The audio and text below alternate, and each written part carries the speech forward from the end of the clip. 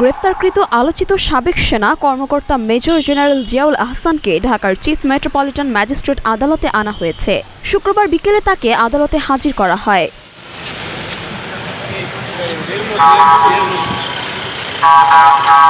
Dhaka metropolitan magistrate Arafatul রাকিবের আদালতে NTMC এর সাবেক মহাপরিচালক মেজর জেনারেল জিয়াউল আহসানের রিমান্ড শুনানি অনুষ্ঠিত হবে বলে জানা গেছে।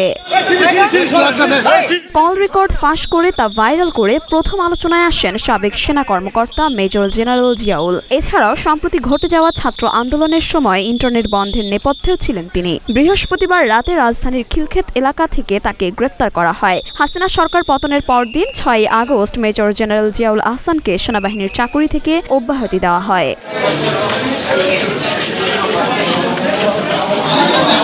মরিয়ম মিম, ঢাকা পোস্ট।